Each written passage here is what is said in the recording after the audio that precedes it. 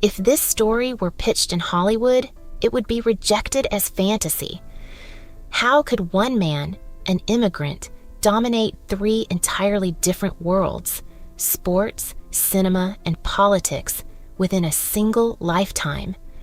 Arnold Schwarzenegger defied reason. To the public, he is the ultimate emblem of the American dream, a symbol of triumph, wealth, and charisma. Yet beneath the surface, there is a human story of obsession, secrecy, and sacrifice. Behind the iconic physique and billion-dollar smile was a relentless drive born of survival, fear, and ambition. He built empires, broke records, and captivated the world, yet each success came with a hidden cost. We saw the Terminator, the Conan, the Governor, but not the boy shaped by cruelty, the husband living a double life, or the frail man grappling with mortality. To understand the legend, we must trace the roots of his fire, all the way back to Austria's war-torn ruins. Born into ruins, Arnold Alois Schwarzenegger entered the world on July 30th, 1947, in Thal, a small village near Graz. Austria was a shadow of itself, devastated by World War II, occupied by foreign armies, and steeped in collective despair. Life in the Schwarzenegger household was harsh. No central heating, no indoor plumbing, and water drawn from a frozen well during winter. But the hardest trial wasn't material. It was the father.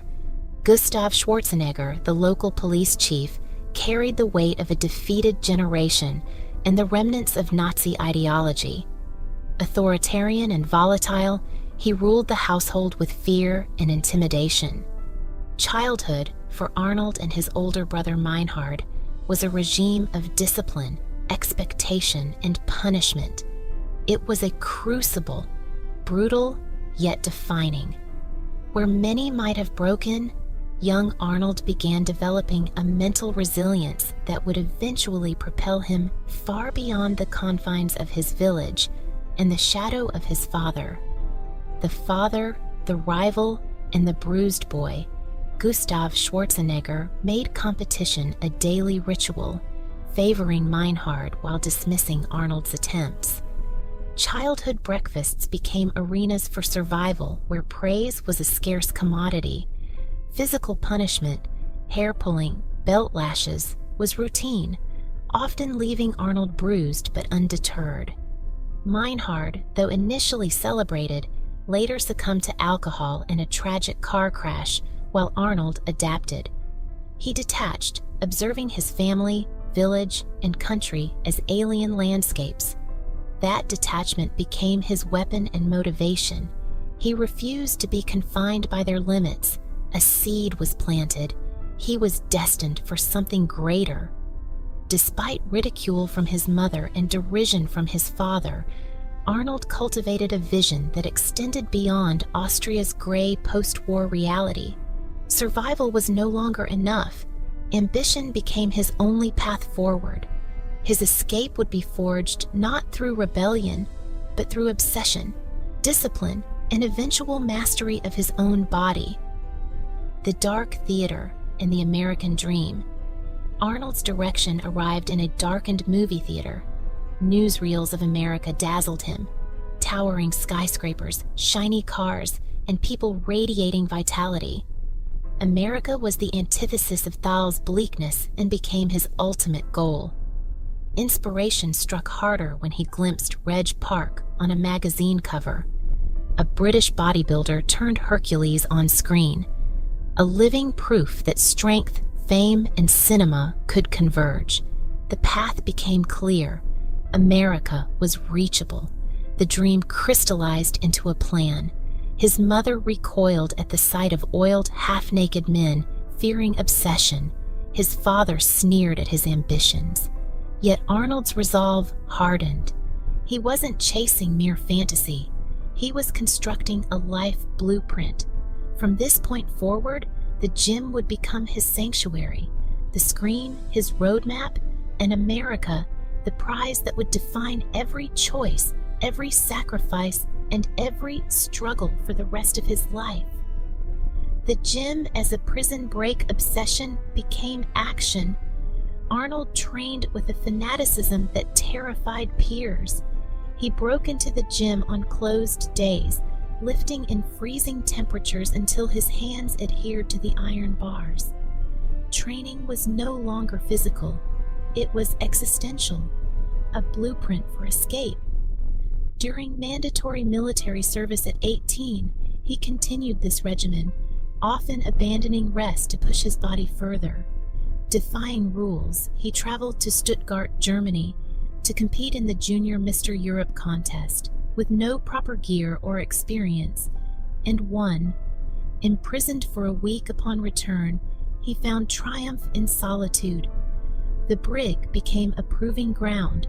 Arnold learned early that true victory wasn't merely physical, it was mental. Conforming to ordinary rules was optional. From that dark cell, he emerged with confidence, shaping a philosophy that would define his entire career. The combination of audacious vision, relentless discipline, and a refusal to be constrained by expectations. The Austrian oak becomes American steel. Munich and London were stepping stones. The ultimate stage awaited in America.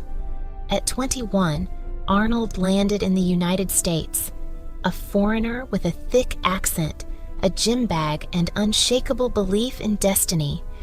Joe Weider, bodybuilding's godfather, recognized the Austrian giant's potential. Yet America was unforgiving. At his first competition in Miami, Frank Zane, smaller and more refined, bested him. Arnold was devastated, but defeat became fuel. Moving to Venice Beach, California, he immersed himself in Gold's Gym, transforming it into his cathedral. Every weakness, muscle, mind, strategy, was attacked with scientific precision.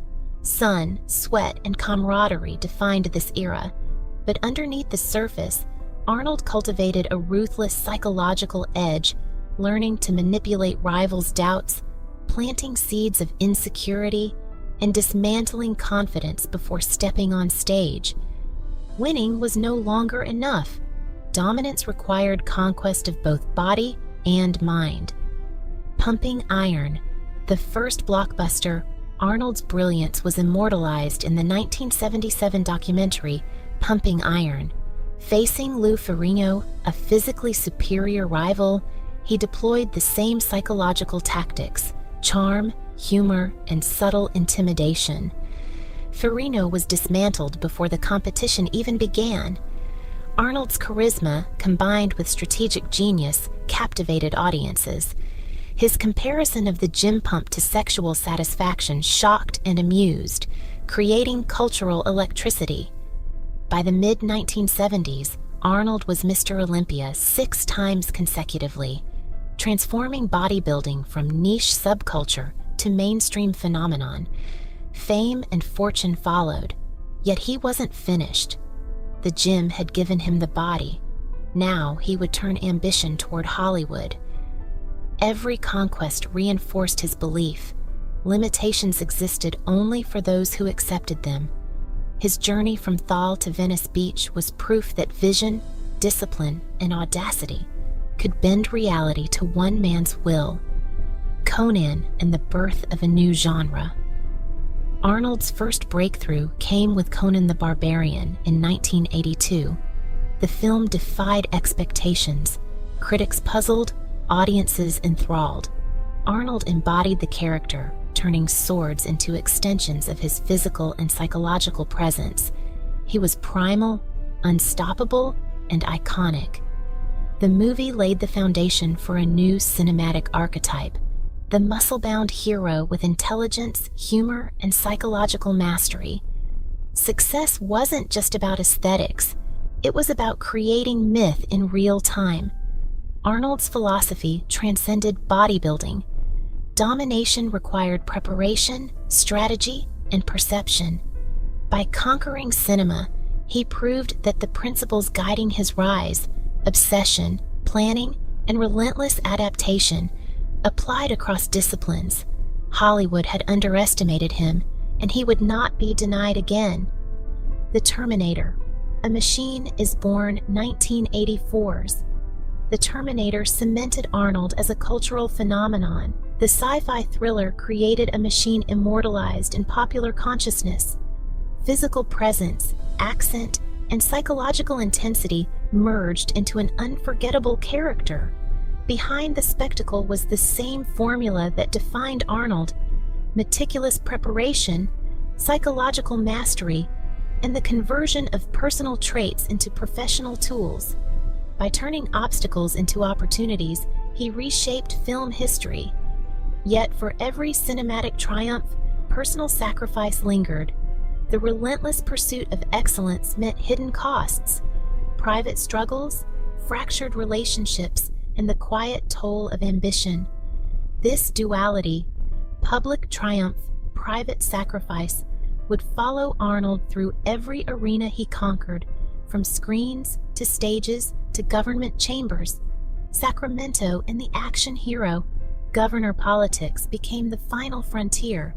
Arnold approached the California governorship as he had bodybuilding and Hollywood, with force, charisma, and vision. Sacramento's bureaucracy became a stage. Legislative maneuvering was reframed as strategy. Smoking tents, informal diplomacy, and public spectacle were tools in his arsenal. For a time, he succeeded.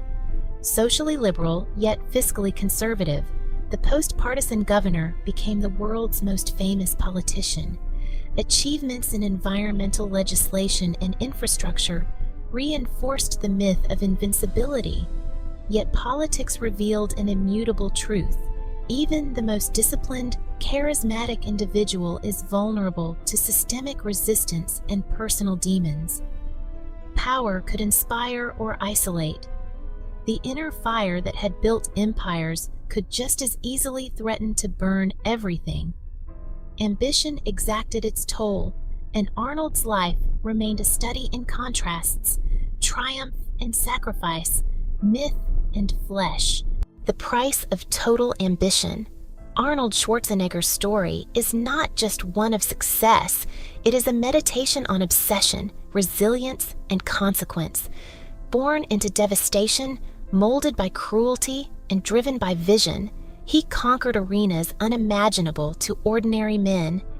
Yet the cost, secrets, estranged relationships, and relentless self-expectation was hidden from public view. The boy from Thal became an icon, but he never escaped the architecture of his ambition. Every lift, every role, every policy decision was built on the same principle: total commitment, regardless of pain or risk.